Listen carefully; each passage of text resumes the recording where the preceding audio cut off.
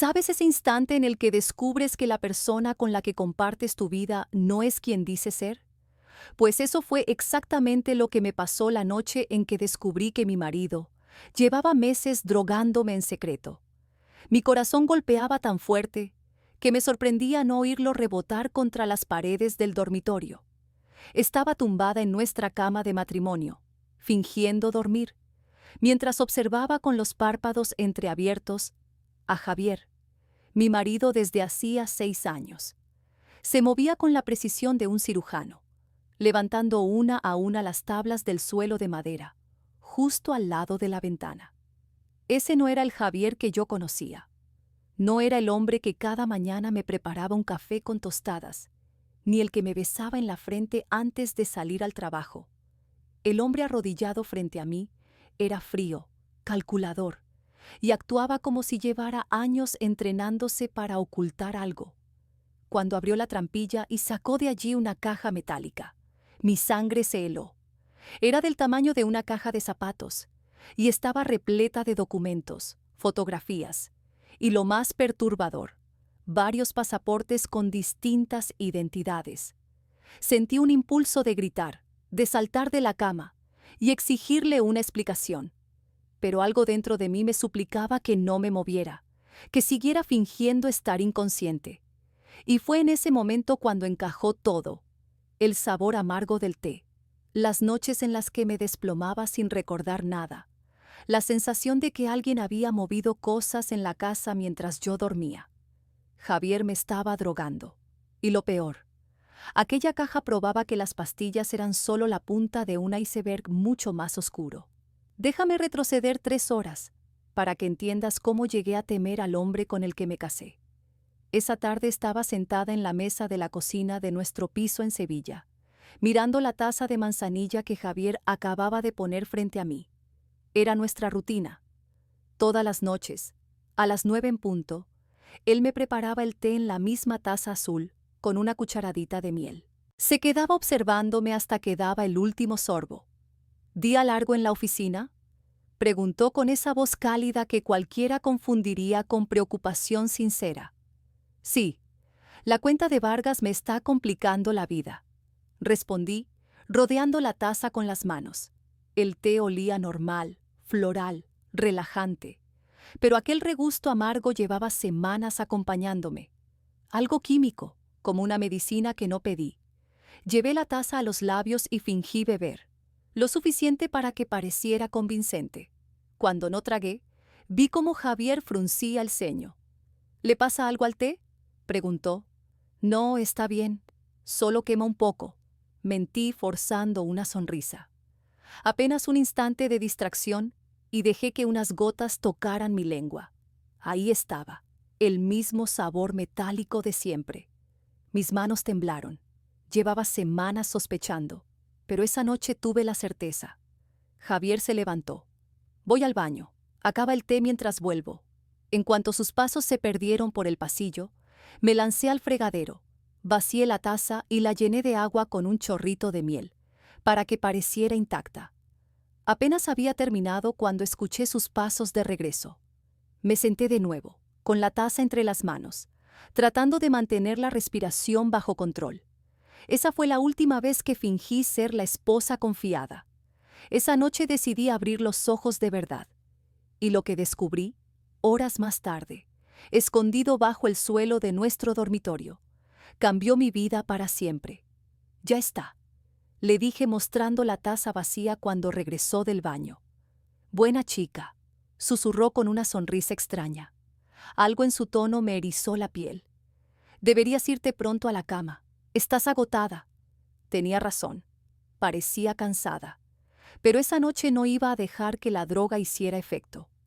Esa noche descubriría qué demonios hacía mi marido mientras yo caía en un sueño artificial. Seguí la rutina de siempre.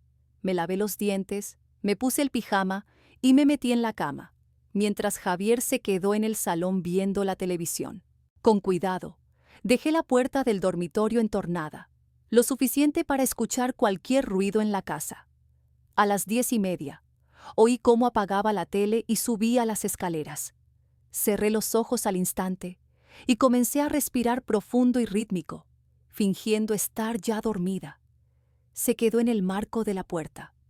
Sentí su mirada clavada en mí. María. Susurró mi nombre. No me moví. María, ¿estás despierta? Su voz sonaba más fuerte, casi ansiosa. Seguí inmóvil como una estatua. Finalmente, escuché cómo se alejaba, pero no hacia la cama. Bajó otra vez las escaleras y entró en su despacho. Durante la siguiente hora permanecí en silencio, con los músculos tensos, escuchando cómo hacía llamadas. No entendía bien las palabras, pero su tono era distinto. Era otra persona, una voz firme, profesional, autoritaria. En algunos momentos incluso parecía imitar un acento extranjero. Cerca de la medianoche, volvió a subir. Se detuvo otra vez frente al dormitorio, y esta vez abrió la puerta con suavidad. Sentí cómo la adrenalina me recorría entera. Mi corazón bombeaba tan fuerte que temí que pudiera verlo reflejado en el movimiento de mi pecho. Pero no se metió en la cama. Lo escuché caminar hasta la ventana y arrodillarse en el suelo. Un crujido leve, madera contra madera. Me arriesgué a entreabrir un ojo, y lo vi. Javier levantaba las tablas del suelo. La caja metálica emergió de la oscuridad, esa misma que horas antes me había congelado la sangre.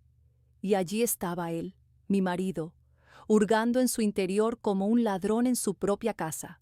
Sacó un fajo de fotografías. Aunque no las veía con nitidez, distinguí rostros femeninos, mujeres, todas distintas. Ninguna era yo. Mi estómago se revolvió. Javier dejó las fotos a un lado y abrió uno de los pequeños libritos que reconocí al instante. Pasaportes. Con la linterna del móvil comparaba los datos de las páginas con algo en la pantalla. Sus labios murmuraban en silencio. Y entonces ocurrió. Sonrió. Pero no era su sonrisa de siempre. No era la de aquel hombre que me abrazaba los domingos por la mañana, mientras preparaba churros para desayunar. Era otra, fría, calculadora, satisfecha. La sonrisa de un extraño que disfruta de su secreto. Lo vi guardar de nuevo la caja, cerrar con precisión cada tabla, y ponerse de pie como si nada hubiera pasado. Yo apenas podía contener las lágrimas, pero me obligué a permanecer inmóvil. Un pensamiento me taladraba la mente. ¿Quién era realmente el hombre con el que me había casado? ¿Y qué tenía planeado hacer conmigo? 3 semanas antes, yo era simplemente María, directora de marketing en una agencia de Sevilla. Creía que mi mayor problema era perder a un cliente importante. Lo que no sabía es que mi vida entera era una mentira cuidadosamente construida. Y todo había comenzado una noche cualquiera, a principios de marzo, cuando llegué del trabajo agotada y encontré a Javier cocinando en la cocina, con esa sonrisa que entonces todavía me parecía sincera. El olor de la salsa de tomate con albahaca invadía nuestro piso en el barrio de Triana. Javier estaba en la cocina, removiendo con calma su famosa receta de espaguetis, como si nada en el mundo pudiera perturbar nuestra vida perfecta. «¿Qué tal el día, cariño?», me preguntó con una sonrisa mientras agitaba la cuchara de madera. Con la otra mano, ya estaba preparando mi taza favorita para el té de la noche. Incluso después de 6 años de matrimonio, seguía con esa rutina impecable. Cada noche, sin que yo se lo pidiera, me preparaba una infusión antes de dormir. Un gesto pequeño, aparentemente tierno, que en aquel momento yo aún interpretaba como amor. Agotador, suspiré, dejando caer el bolso en la encimera. Los Vargas quieren cambiar toda la estrategia de campaña 3 semanas antes del lanzamiento. Lucía y yo hemos pasado el día entero en reuniones intentando salvar la situación. «Suena terrible», dijo él con tono comprensivo mientras llenaba la tetera. «Menos mal que tienes tu té para relajarte». Le devolví la sonrisa. Era el Javier que todos conocían, atento, considerado, siempre pendiente de los detalles que me hacían feliz. Desde que descubrió que me encantaba la manzanilla antes de acostarme, nunca había faltado a su cita con la tetera. Esa noche vimos una película en el sofá. Yo, Acurrucada contra él, sentía que nada podía romper esa burbuja de tranquilidad. Pero a mitad de la película, el sopor me golpeó como una ola imparable. Creo que me voy a la cama, balbuceé con la lengua pesada, como si llevara vino de más. Claro, has tenido un día larguísimo, me respondió, ayudándome a levantarme con una suavidad que me pareció entrañable. Lo último que recuerdo es subir las escaleras. Después, oscuridad total. Al día siguiente desperté con el despertador. Abrí los ojos como quien sale de un túnel. Tenía la mente aturdida, el cuerpo extraño, como si hubiera dormido 100 años. Buenos días, preciosa, me dijo Javier ya vestido, algo inusual porque él siempre trasnochaba más que yo. ¿A qué hora te acostaste?, pregunté, aún medio mareada. Sobre las 11. Dormías tan profundamente que no quise molestarte. Todo sonaba normal, pero mi instinto me gritaba que no lo era. Me tambaleé hasta el baño y noté que algo no encajaba. Mi móvil estaba sobre la mesita de noche, aunque lo había dejado cargando en la cómoda. Mi portátil, que siempre dejaba abierto en el escritorio, estaba cerrado. Javier, ¿has movido mis cosas anoche?, pregunté en voz alta. ¿Qué cosas?, contestó desde la planta baja. El teléfono y el portátil no estaban donde los dejé. Estabas agotada, María. Seguro que los cambiaste tú misma. Quizá tenía razón. Al fin y al cabo llevaba semanas durmiendo poco y trabajando demasiado. Pero la duda no se apagaba.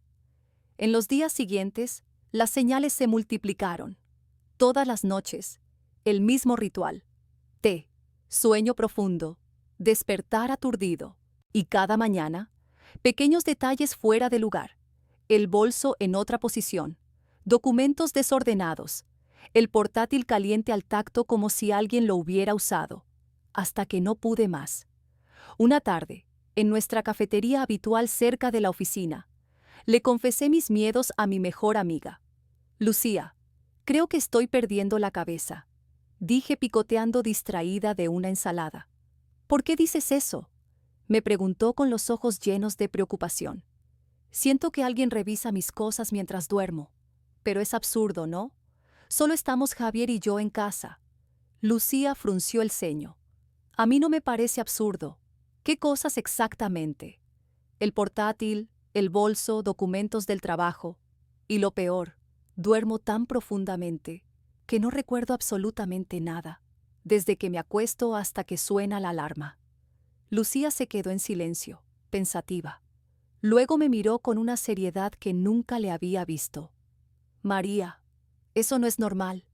Sus palabras me calaron como un cubo de agua helada, porque yo ya lo sabía, no era normal.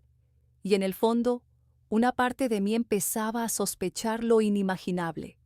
Es que es imposible, Lucía. Javier podría encender fuegos artificiales en el dormitorio y yo no me movería. No es normal, le dije temblando un poco mientras removía el café. Mi amiga dejó el sándwich a medio comer y me miró con una seriedad que me puso nerviosa. María, ¿cuándo empezó todo esto? Hace unas 3 semanas, justo cuando me asignaron la cuenta de Vargas en la agencia. ¿Y no ha cambiado nada más? ¿Medicamentos nuevos, cambios de rutina, estrés extremo? Negué con la cabeza, pero de pronto me detuve. Bueno, Javier me prepara el té todas las noches, pero eso lo hace desde siempre. Algo en la expresión de Lucía cambió. No dijo nada al instante, solo apartó la mirada como si estuviera calibrando sus palabras. ¿Qué?, insistí. Probablemente nada, contestó despacio. Pero por si acaso, presta atención a cómo te sientes después de beber el té. Podría ser una alergia o cualquier cosa. Esa noche lo hice. Bebí despacio, analizando cada sorbo. El sabor estaba ahí, inconfundible. Un amargor químico que hasta entonces había querido ignorar. 30 minutos después, apenas podía mantener los ojos abiertos. Lo más inquietante ocurrió a las 2 de la madrugada. Abrí los ojos un instante, apenas unos segundos, y escuché claramente la voz de Javier en el piso de abajo. Estaba hablando, con alguien, pero su tono era diferente, más frío, más agudo. Un tono que jamás le había escuchado. A la mañana siguiente, mientras desayunábamos, lo confronté. ¿Hablabas anoche por teléfono? Se quedó perplejo. ¿Teléfono? No. Me acosté justo después de ti. Lo dijo con tanta naturalidad que cualquiera le habría creído. Pero yo sabía lo que había oído. Y por primera vez en 6 años, empecé a sospechar que mi marido me mentía. La idea me golpeó de lleno unos días después, de nuevo con Lucía en nuestra cafetería de siempre. Apenas había tocado mi sándwich, solo jugaba con él en el plato. Necesito saberlo con certeza. Le dije al fin, no puedo seguir así, dudando si me estoy volviendo loca. ¿Qué piensas hacer?, susurró Lucía inclinándose sobre la mesa. Tragué saliva. Voy a grabarme mientras duermo, poner el móvil a grabar en el dormitorio y ver qué pasa después de que me tome el té. Lucía abrió los ojos sorprendida, pero luego asintió lentamente. Es arriesgado, pero inteligente. Si no pasa nada, te quedas tranquila. Y si pasa algo, tendrás pruebas. Esa misma noche lo preparé todo. Coloqué mi teléfono en la cómoda, en un ángulo que cubría casi todo el dormitorio. Lo enchufé para que aguantara horas, y comencé a grabar justo antes de que Javier entrara con la taza azul. Toma, cariño, dijo entregándomela. Esta noche con miel extra, parece que la necesitas. Me forcé a sonreír, agradecida. Bebí el té como si nada, aunque cada sorbo me revolvía el estómago. En 20 minutos ya sentía el peso en los párpados. Duerme bien, preciosa, murmuró, besándome en la frente. Yo subo en un rato. Lo último que recuerdo fue la luz apagándose. Cuando desperté al día siguiente, Javier ya no estaba. Me había dejado una nota en la mesa de la cocina. Reunión temprano, vuelvo esta tarde. Subí corriendo al dormitorio, con el corazón latiendo a 1000. El teléfono seguía grabando. Había más de 8 horas de vídeo. Mis manos temblaban al pulsar detener. Avancé rápido la primera hora, yo dando vueltas en la cama, hasta quedar completamente inmóvil. Todo normal. Hasta que, alrededor de la medianoche, la puerta se abrió. Javier entró en la habitación, y lo que vi después me heló la sangre. En lugar de acostarse, Javier se quedó de pie junto a mí. Me observaba inmóvil en la cama, como un médico evaluando a un paciente. Susurró mi nombre. Incluso me sacudió suavemente el hombro. Yo, en el vídeo, no reaccioné. Y entonces lo vi sonreír. Era la misma sonrisa fría que ya había descubierto más tarde frente a la caja secreta. La sonrisa de alguien que sabe que tiene el control. Después salió de la habitación. La cámara lo captó una hora más tarde, entrando de nuevo. Esta vez llevaba mi bolso. Sentí un nudo en el estómago al verlo sentado en el borde de la cama, rebuscando en mis cosas como un ladrón. Sacó mi cartera, fotografió mi carné de identidad, apuntó los datos de mis tarjetas de crédito y hasta abrió mi acreditación de la empresa. Cada detalle, cada número, todo guardado en su móvil. Pero lo peor aún estaba por llegar. Javier se levantó y fue directo a mi portátil. Lo abrió como si lo hubiera hecho 1000 veces. Introdujo mi contraseña sin dudar. Y allí, delante de mis propios ojos, lo vi navegar por mis correos, mis documentos, mis cuentas bancarias. Pasó una hora entera copiando información, tomando fotos de contratos y hasta accediendo a mi banca online. Yo seguía allí, inconsciente, vulnerable, completamente indefensa. Eran casi las 3 de la mañana cuando se detuvo. La cámara grabó cómo sacaba su móvil y hacía una llamada. Subí el volumen del audio al máximo, y entonces escuché su voz, baja pero clara. La cronología sigue siendo buena.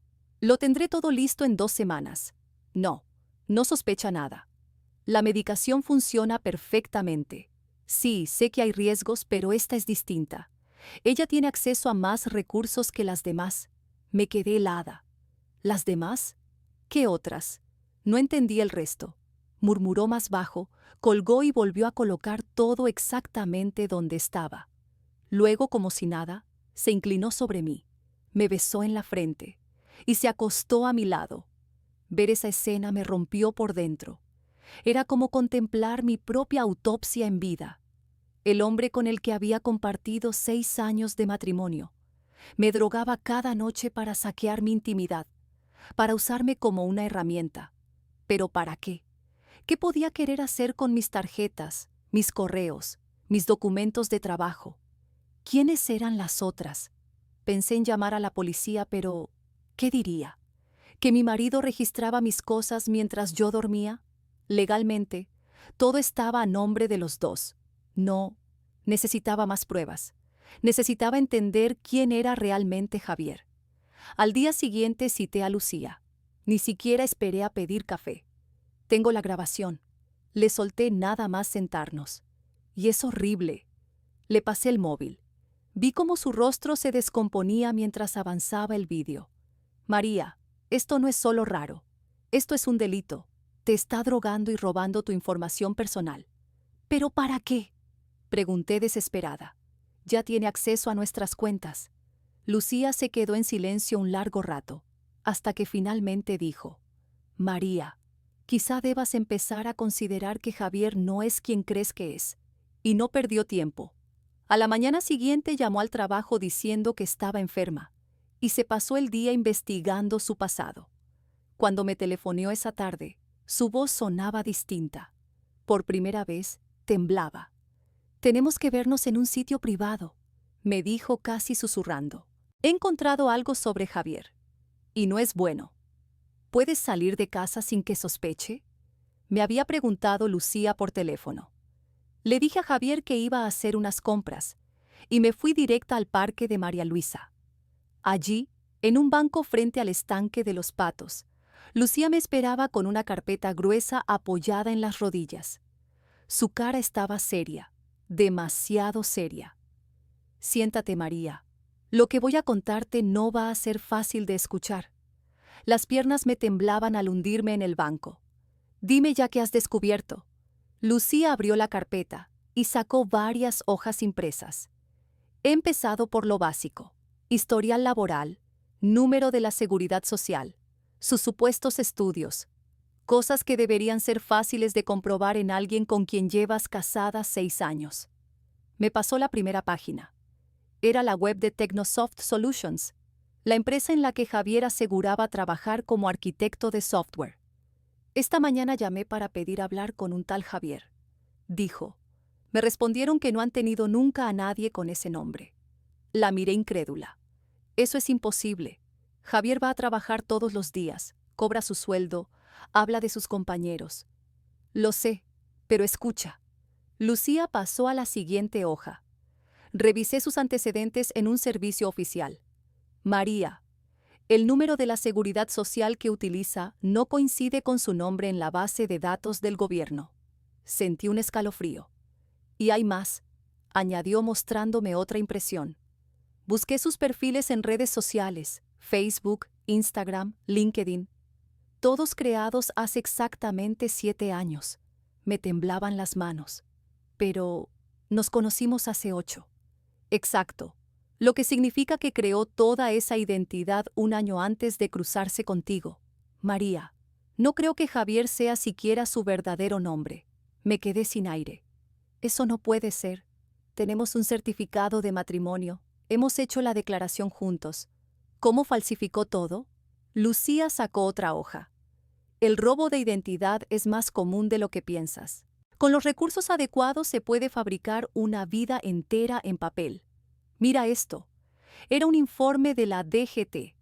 Le pedí a mi primo, que trabaja allí, que comprobara el carné de conducir de Javier. La foto coincide con él, sí, pero el carné se expidió hace 7 años como sustitución de uno extraviado. No hay rastro de que existiera antes. ¿Y en otros registros? Pregunté con voz rota. Nada. Ningún Javier de su edad y características en Andalucía, ni en Madrid, ni en Cataluña. Es como si hubiera aparecido de la nada hace 7 años. Me llevé la mano a la boca. Lucía, ¿qué me estás diciendo? Ella me miró con los ojos vidriosos. Te casaste con un hombre que vive con una identidad falsa, y por lo que oímos en esa grabación, No creo que seas la primera víctima. La palabra víctima me golpeó como un puñetazo. ¿Víctima de qué?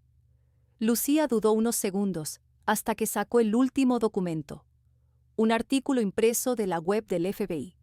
Investigué sobre fraudes matrimoniales y robo de identidad. Hay grupos organizados que se especializan en mujeres con éxito, con acceso a recursos. Se ganan su confianza, se casan, recopilan toda su información y luego desaparecen con su vida entera. El FBI los llama estafadores románticos, pero en realidad son mucho más peligrosos que eso. Me señaló el texto subrayado. Crean identidades falsas, pasan años construyendo relaciones y cuando la víctima baja la guardia, la despojan de todo. Sentí un mareo. Las pastillas para dormir. Exacto, la herramienta perfecta. Te dejan inconsciente mientras saquean cada rincón de tu vida. Bancos, correos, trabajo, familia. Todo. Me quedé mirando el agua del estanque, sintiendo que el suelo desaparecía bajo mis pies. El hombre al que amaba no solo me estaba traicionando, estaba planeando borrarme la vida. Recordé la llamada que había grabado, la cronología, las otras, la promesa de que en 2 semanas todo estaría listo. Se lo pregunté a Lucía con la voz temblorosa. ¿Crees que ya lo ha hecho antes? Ella no dudó. María, creo que no solo es posible, creo que es probable. Y me preocupa que sea su próximo objetivo. Nos quedamos en silencio, mirando el agua del estanque. Yo apenas podía respirar. Todo mi matrimonio era una farsa. El hombre con el que había compartido 6 años ni siquiera existía. ¿Qué hago? Logré preguntar. Primero vamos a la policía. Esto es demasiado grande para manejarlo solas. ¿Y si no me creen? ¿Y si piensan que soy una esposa paranoica? Lucía me apretó la mano. Tienes pruebas, María. La grabación, mis investigaciones, todo. ¿Y si Javier está acelerando su plan? Necesitamos que intervengan antes de que sea demasiado tarde. ¿Demasiado tarde? ¿Para qué? La expresión de Lucía se ensombreció. No lo sé, pero alguien que se molesta en borrar su pasado no suele marcharse tranquilamente. ¿Y tú? Podrías ser un testigo incómodo. Sentí un frío helado en la espalda. ¿Y si no solo quería robarme la identidad? ¿Y si planeaba borrarme a mí también? Lucía me miró fijo. Esta noche, ponlo a prueba otra vez, pero no estarás sola. Esa noche, Lucía aparcó su coche a 3 calles de mi casa y, atravesando un descampado, se escondió detrás de unos arbustos desde donde podía ver la ventana de mi dormitorio. Habíamos acordado una señal. Si estaba en peligro inmediato, encendería y apagaría la lámpara de mi mesilla 3 veces. Además, Lucía había contactado con un inspector de policía que conocía, el subinspector Rubén. Estaba escéptico, pero aceptó enviar un coche patrulla a vigilar la zona. Necesitamos pruebas claras para actuar, había dicho. Si su marido hace algo esta noche, podremos intervenir. Me aferré a esa promesa como a un salvavidas. Todo parecía normal. Javier estaba incluso más alegre de lo habitual. Cocinaba tarareando, preguntándome por mi día. «Pareces feliz hoy», le dije intentando sonar casual. «Solo pienso en el futuro», respondió con esa sonrisa que ahora me erizaba la piel. «Tengo la sensación de que las cosas van a cambiar muy pronto para nosotros». La frase me atravesó como un cuchillo. A las 9 en punto, llegó con la infusión. Yo ya había ensayado 1000 veces cómo fingir. Bebí lo justo para dejar el sabor amargo en la lengua, pero no lo suficiente para perder el control. «Bebe, cariño», me dijo observándome con una atención que nunca antes había mostrado. «Necesitas descansar». Fingí cansancio. Me llevé la taza a los labios, sonreí, asentí. «Ya me siento somnolienta», susurré, lo cual no era del todo mentira. Incluso la mínima dosis estaba haciendo efecto. Javier sonrió satisfecho. «Bien, vete a la cama, yo iré luego». Subí despacio, con el corazón martilleándome en las sienes. Dejé la puerta entreabierta, como siempre, y me tumbé fingiendo caer rendida. Pero en realidad, luchaba por mantener los ojos abiertos, mordiéndome la lengua. pellizcándome los brazos para no ceder. A las 11:30 lo escuché subir. Se detuvo en la puerta. Me llamó varias veces. Yo no respondí. Sentí cómo se inclinaba sobre mí y con suavidad me levantaba un párpado para comprobar si estaba inconsciente. Mi cuerpo permaneció inerte. Javier respiró hondo, convencido. Se apartó y se fue, pero no hacia su despacho. Esta vez se dirigió al dormitorio de invitados. El sonido era inconfundible. Arrastraba algo pesado, como un baúl o una maleta. Un minuto después, sus pasos volvieron hacia nuestra habitación. El pomo de la puerta se movió lentamente. Lo que ocurrió a continuación fue todavía más aterrador de lo que había imaginado. Javier se arrodilló junto a la ventana y levantó las tablas del suelo con una destreza escalofriante. Yo, fingiendo dormir, podía verlo todo con claridad. Abrió la caja metálica y lo primero que sacó fue un enorme fajo de billetes, más dinero del que había visto en mi vida. Luego vinieron los pasaportes, al menos 5, todos con su foto, todos con nombres distintos, pero fueron las fotografías las que me helaron la sangre. Javier las extendió sobre el suelo, imágenes de mujeres de mi edad, todas con el pelo oscuro como el mío. Algunas eran fotos normales, otras claramente tomadas a escondidas, saliendo de la oficina, entrando en casa, subiendo a un coche. Y entonces vi una que me dejó sin aliento. Un recorte de periódico con el titular «Mujer desaparecida en Seattle». La imagen mostraba a Jennifer Walsh, una mujer sonriente, morena, ejecutiva de marketing. Según el artículo, había desaparecido 2 años atrás sin dejar rastro. Su casa, encontrada vacía. Su vida, borrada. Javier cogió su teléfono y marcó un número.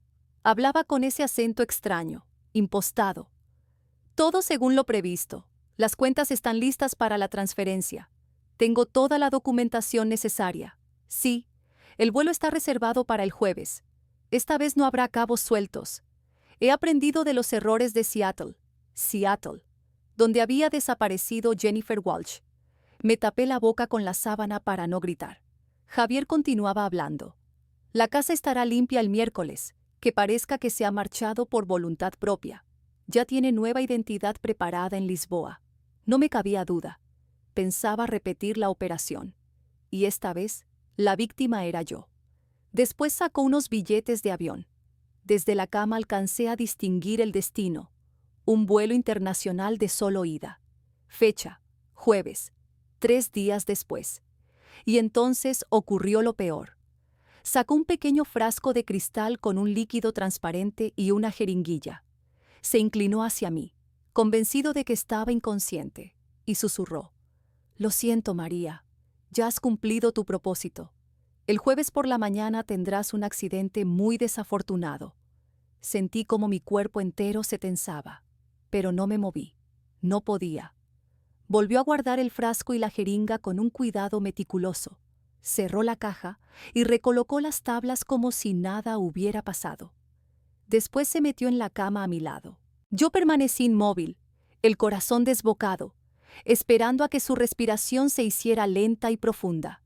Solo entonces, con las manos temblando, alcancé el móvil bajo la almohada. En la pantalla escribí un mensaje a Lucía. «Llama ya al inspector Rubén.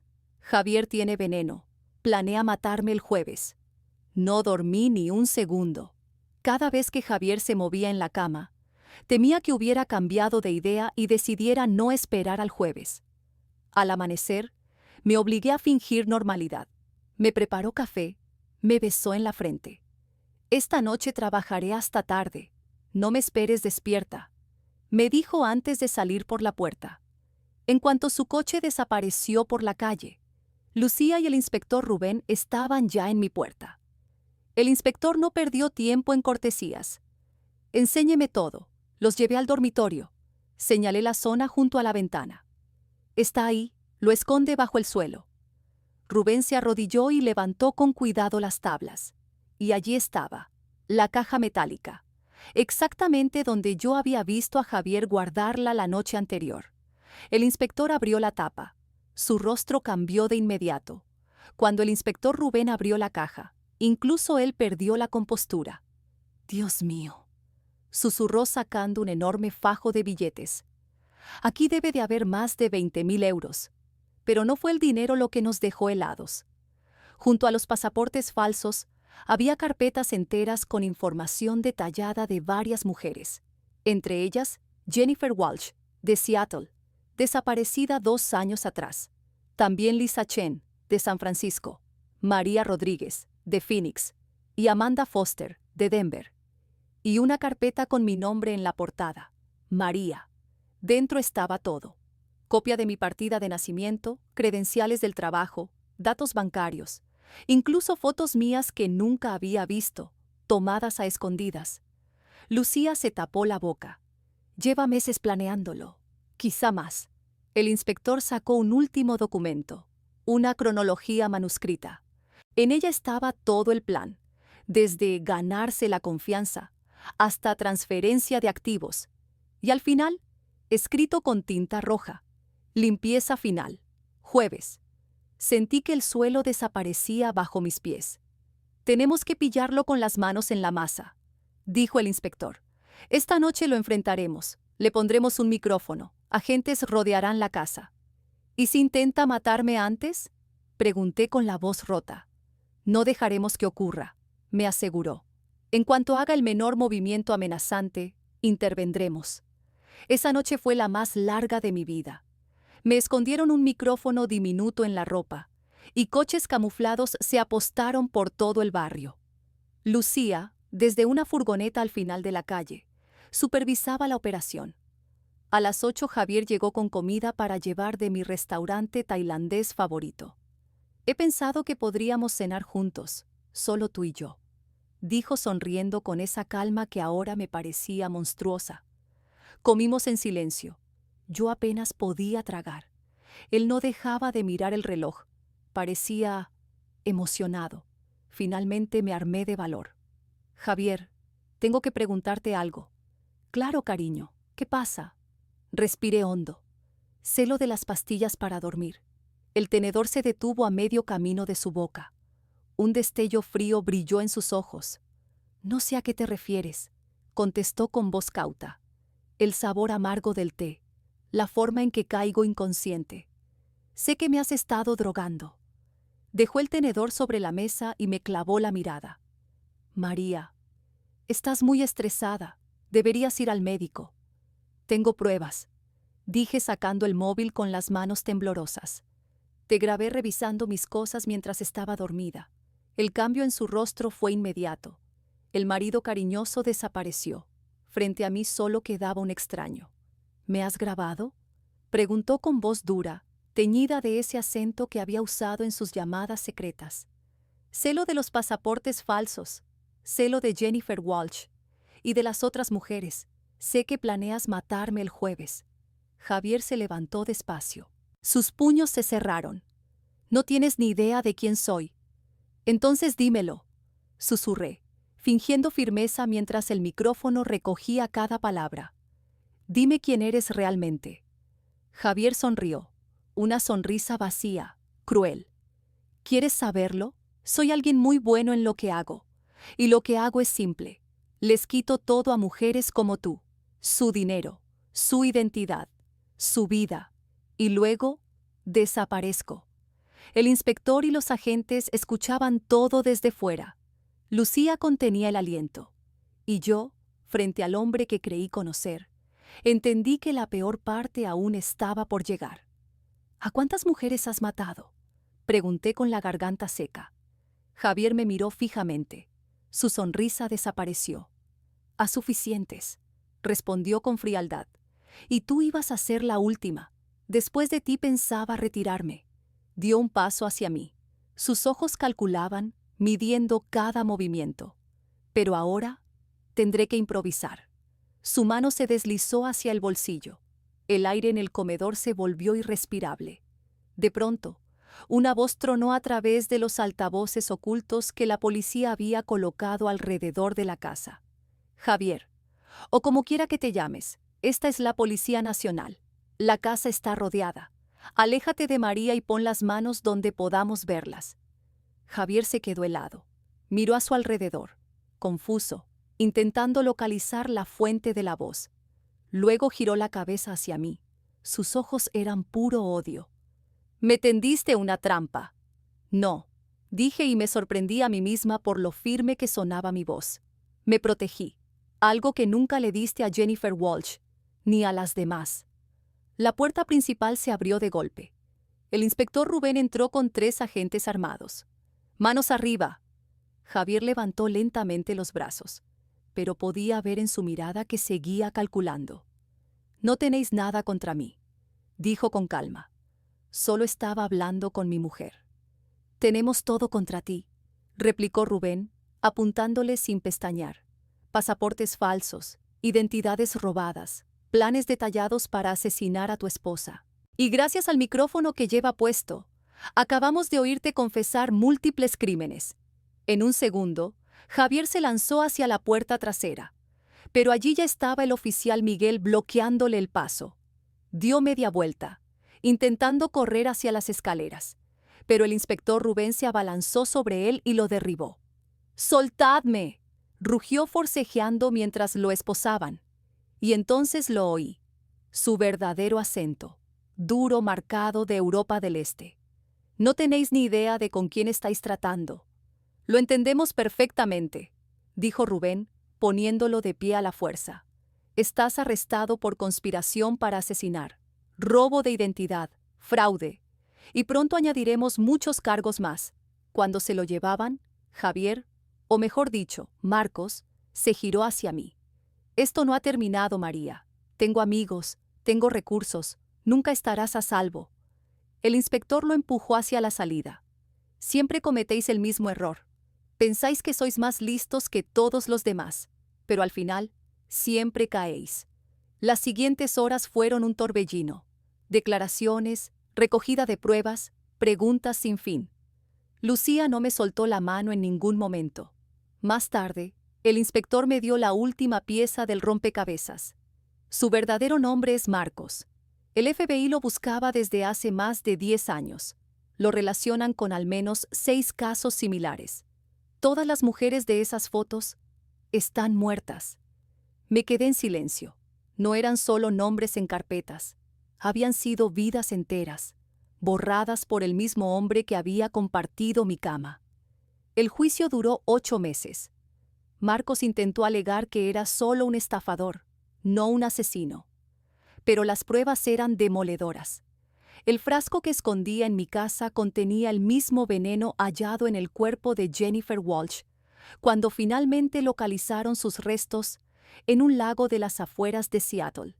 El veredicto fue claro, culpable en todos los cargos. Mientras escuchaba la sentencia, pensé en todo lo que había perdido: mi confianza, mi paz, 6 años de mi vida. Pero también pensé en lo que había ganado, la certeza de que había sobrevivido, y que gracias a mi decisión de no callar, otras mujeres no sufrirían su mismo destino. Marcos fue condenado a cadena perpetua sin posibilidad de apelación. Cuando lo escuché, supe que aquella pesadilla había llegado a su fin. 6 meses después del juicio hice las maletas y dejé Sevilla para siempre. No podía seguir en esa casa donde cada pared me recordaba que mi vida había sido una farsa. Me trasladé a San Diego, buscando empezar de cero en un lugar donde él nunca hubiera estado. Lucía me acompañó en el viaje. Condujimos por la costa, deteniéndonos en los miradores para hacer fotos, como si necesitáramos demostrarnos a nosotras mismas que el mundo seguía teniendo belleza y futuro. No fue fácil. Me costó 2 años de terapia volver a dormir una noche entera sin sobresaltos. Pasaron 3 años antes de atreverme a preparar una taza de té sin sentir náuseas. Y necesité 4 años para darme la oportunidad de volver a confiar en alguien lo suficiente como para tener una cita. Pero lo conseguí. Sobreviví. Y descubrí algo que jamás hubiera imaginado: que soy mucho más fuerte de lo que pensaba. Hoy trabajo en la unidad de atención a víctimas del FBI, ayudando a mujeres que han pasado por experiencias similares. Comparto mi historia en charlas y grupos de apoyo, y gracias a ello, He contribuido a capturar a 3 estafadores más que usaban los mismos métodos de Marcos. Mucha gente me pregunta si me arrepiento de haberme casado con él, si preferiría no haberlo conocido nunca. La respuesta no es tan simple. Claro que me duele lo que sufrí. Claro que me pesa el miedo que arrastré tantos años. Pero también sé que esa experiencia me convirtió en quien soy ahora. Más consciente, más fuerte y más decidida a proteger a otras personas. Marcos me dijo una vez que nunca estaría a salvo, que siempre viviría con miedo, pero se equivocó. El día que le pusieron las esposas fue el día que recuperé mi vida. Él pasará el resto de sus días encerrado, sin futuro, sin libertad. Yo, en cambio, sigo adelante. Camino libre, con cicatrices, sí, pero también con una nueva fuerza. Y cada vez que ayudo a otra mujer a escapar de una trampa como la suya, me recuerdo a mí misma que el pasado no me define. Lo que me define es haber sobrevivido.